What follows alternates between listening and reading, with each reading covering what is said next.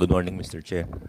Ah, nangyari po ito nung February 4, 2025. May lumapit po sa aming isang complainant. Kasi po previously nahingan na po siya ng 1.2 million nung travel agency na yon. Na ang sinasabi niya ay that well connected sila sa NBI, sa Bureau of Immigration at kaya niyang pa-release yung fiancé niya. So nagbigay siya ng 1.2 million. And then the other one, yung isang complainant po, nagbigay naman siya ng 800,000. The same modus, they're asking for 800,000 with the promise na kaya niyang ipa-release din yung asawa niya na nakakulong sa immigration. And Yung true asawa enough, niya, sir, dayuhan. mga POGO operators po, sir. Opo. So, nung nakatunog po siya at nag-report na po sa amin, nag-set up na po kami ng entrapment. So, humingi again siya ng 500,000. So, nag-set up po kami, sir, ng entrapment operation. Initially, she asked for 250,000.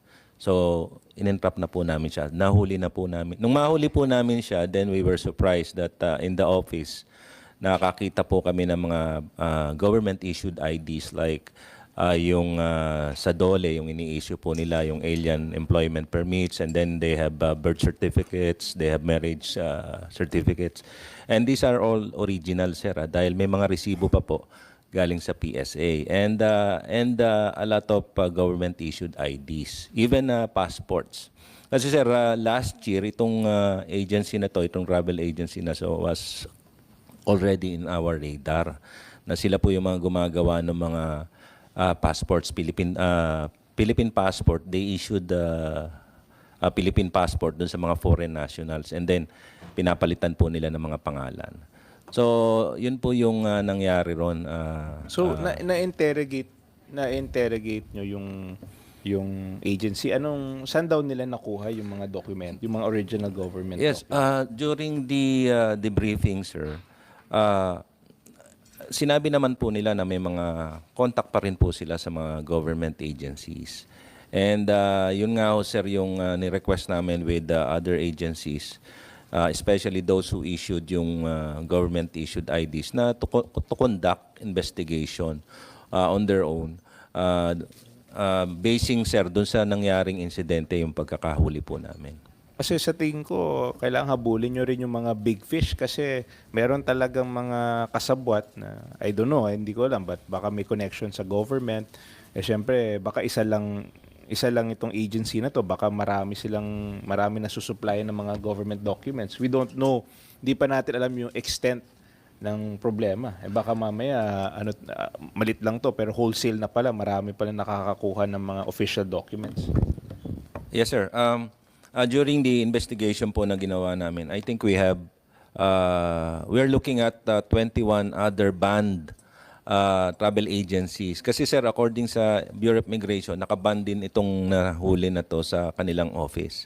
And we're looking at 21 more like this na ang tingin namin, sir, these agencies are also responsible, sir, dun sa mga previous na iniimbestigahan natin sa mga POGO hubs na nahuhuli namin na every time na makakahuli kami, sir, nakakakita talaga kami ng mga alien employment permits, IDs, BIR, driver's license, and other IDs, sir, na hindi naman dapat nasa possession o nasa pangalan ng mga foreign nationals. Sana makuha nyo na rin yung source. Siguro, hindi naman, I don't want to tell you how to do your job, to do what process you have to do. Pero sa tingin ko, mas syempre yung agency that's a conduit yung agency, yung travel agency. Pero kung gusto niyo talagang i-stop itong ganitong practice, kailangan hanapin niyo yung source ng mga government documents at kung paano sila nakakakuha ng official documents at paano sila nakakapag-process ng mga POGO or ng mga illegal people who are here illegally. Yeah, yes, sir. Tama po kayo doon, sir. Actually, sir, yung we organized this technical working group already, sir, with all the agencies involved, sir.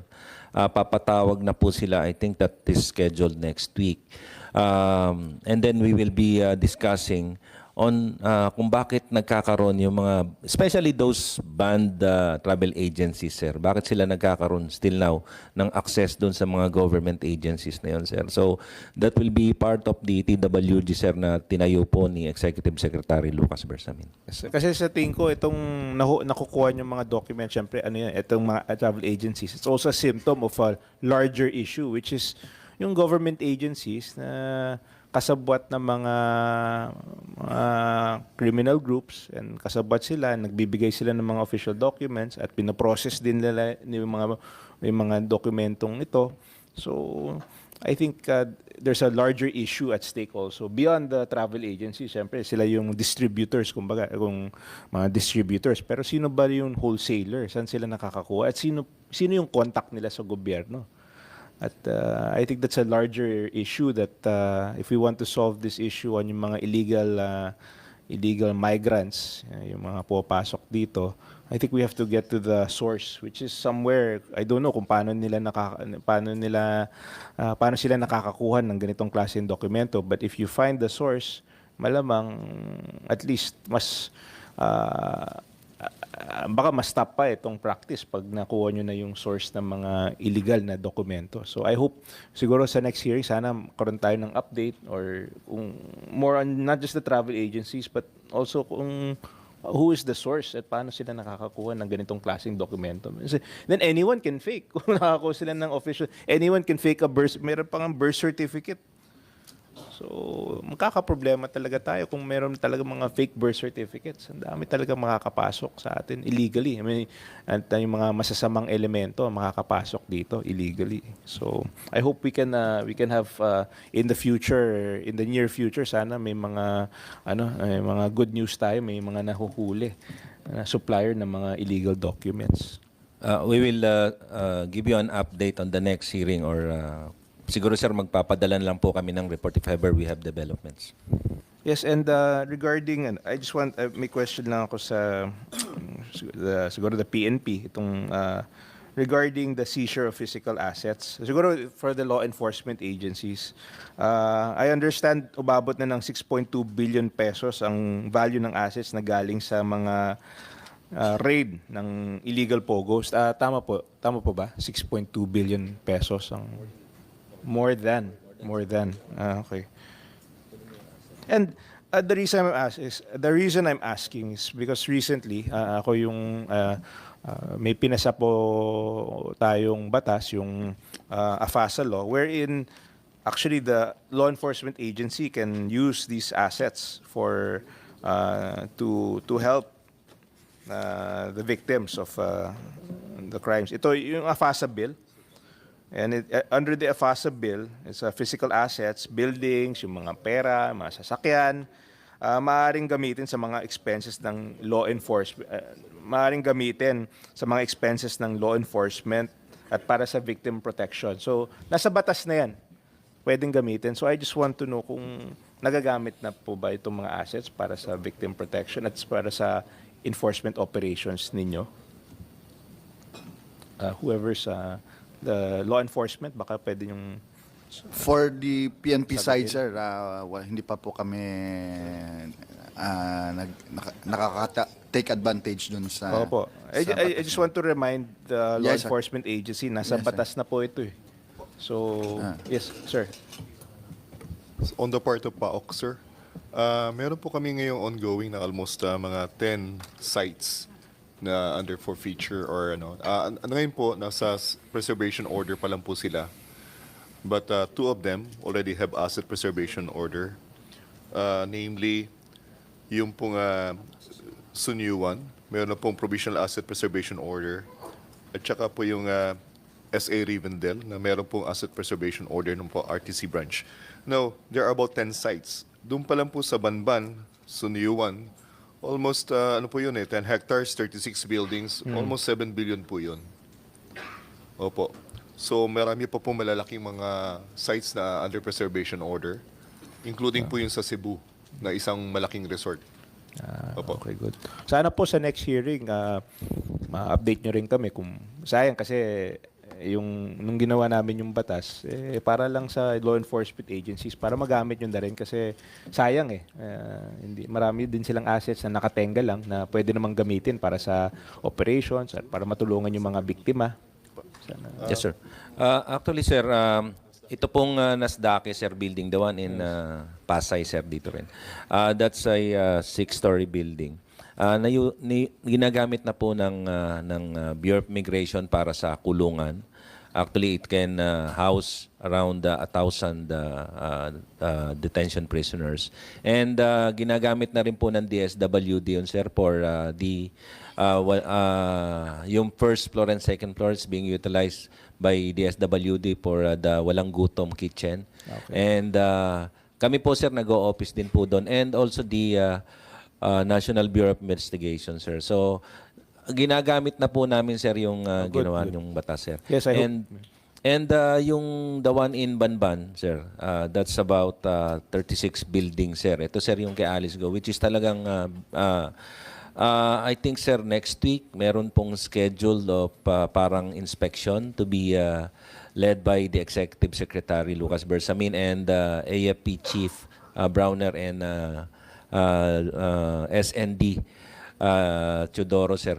They will be going there, sir, kasi ang balak doon, sir, gagawing campo and training center. Good. At yun ang purpose ng batas sayang naman kung hindi natin gagamitin. At congratulations, and at least I can see that you're starting to use it. I just encourage you, just a reminder na may batas na yan. At kaya nga namin ginawa yan para at least matulungan kayo sa inyong mga operations at pati yung mga biktima, matulungan din sila. Magamit itong mga assets that are very significant. Ang laki ng assets nila. Sayang kung hindi natin gagamitin. And I encourage you to continue using it for the benefit of the victims and at least nasa batas na, hindi na kayo mahihirapan. Yes, sir. Yung isa na lang, sir, na aside from the assets, yung mga sasakyan, sir, nakita namin, sir, nasasayang, sir. And these are luxury vehicles, sir, na nandun po, sir. Yeah, and this can be used. Again, it's in the law, so it can be used. I mean, for whatever purposes. About 134 vehicles, Yes, sir. yes. So please, with your legal, you can study the laws. What is allowable under the law, and if you can maximize that to help the victims and to further enhance your operations. Yes.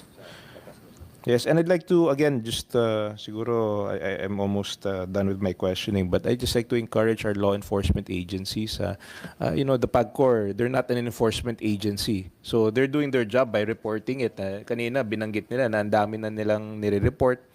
We have to improve our action taken, especially sa NTC, these illegal, yung mga isabong. We have to really put more effort into enforcing. Baliwala lang, ang dami na nilang nire-report, but it seems na konti lang ang nati-take down. And obviously, hindi naman mahirap hanapin I mean, I'm sure these are accessible. Makikita nyo naman kaagad kung meron talagang gambling function.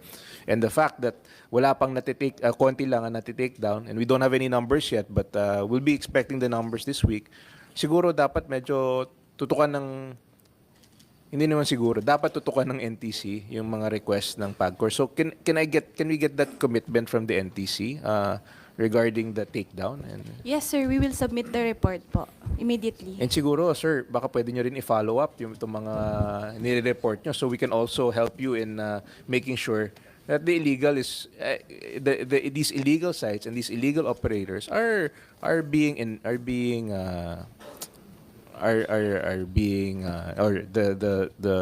these illegal sites are being taken down, and Yes, and sir. the laws are being and your regulations are being enforced. May I add Yes, something, please, sir? sir. In fairness to NTC, sir, actually NTC is very responsive, sir. Out of the 9,000 plus, 9,702 illegal sites, they were able to block already 7,553. That's 77.85% blocking percentage, which is up higher than last December, which is only 67%. So we would like to thank the NTC for doing their job. And That's a good number. In fairness, NTC. Sana sinabi niyo yan kanina. I'm sorry, sir, but personally po kasi I'm not involved po with the process po of the processing na po ng blocking ng Yes. websites. That's why Oo nga, but I didn't have the numbers yes, but po. siguro anyway, alam nyo naman yung topic, 'di ba? So siguro kung yung topic is gaming and if you have any functions related to that, kunin nyo na yung mga statistics para at least I Yes po, mean sir. even in fairness to your performance, kung sinabi nyo naman 7,000 out of 9,000 na takedown. That's fair. That's a fair effort. Maganda na okay naman yung effort doon. Of course, 2,000 is still 2,000. Marami pa yan. But on my part, it's very, para sa akin, importante ma-enforce natin yung mga laws regarding itong mga illegal. Malaking problema itong illegal. And sometimes we talk about PAGCOR, but the legal, but mas malaking problema yung illegal. I think we should understand that. Of course, legally, we have issues with yung gaming. Everyone has their opinion. Pero malaking problema ang illegal sa atin. And we have to work together to reduce this and, for the improvement of our society. So, anyway, we'll be receiving your report soon, an update. And we encourage you to please work harder. Let's put even more effort in stopping the increasing illegal. At least if it's legal, somehow may pakinabang din ng gobyerno. If it's illegal, ang nakikinabang lang mga masasamang elemento. So, yes ma'am, from the DICT, please. Thank you, Your Honor. Thank you for the floor. Moving forward, Your Honor, just a recommendation. Also, as in the exercise of the supervision power of the Department of Information and Communications Technology over the NTC and our other attached agencies, Your Honor, I'd like to manifest that for purposes of policy making, we will formally also write the NTC for request of these numbers, Your Honor, so that we can also oversee these numbers and support the work of NTC in relation to helping PAGCOR. Secondly, Your Honor, we will also be communicating with PAGCOR with regards to the issues raised earlier by Senator Tulfo. Maybe there is a need to revisit the existing laws and the matrix of penalties, Your Honor. And we will submit it to your committee in case you want to do it in aid of legislation, Your Honor, this data. And I also would like to manifest, Your Honor, that we will be officially coordinating with DOLE on the innocent but displaced workers with regards to this POGO direction, Your Honor, because the IT-BPM industry, as you mentioned in your opening speech, would need a lot of workers, and these are decent work, Your Honor, to support your committee efforts, Your Honor. Thank you. Yes, thank you very, very much. And at this point, I'd like to thank all the resource persons for coming here today and joining us in this hearing. Hearing no further comments, let me express again my heartfelt appreciation for your time on this hearing on the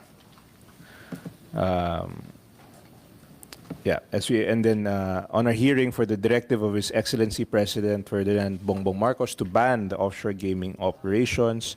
And as we move forward, kailangan po natin masigurado na ang kapakanan ng ating mga kababayan na maapektuhan ng pagpapasara ng mga POGO ay sentral sa ating mga susunod na discussions.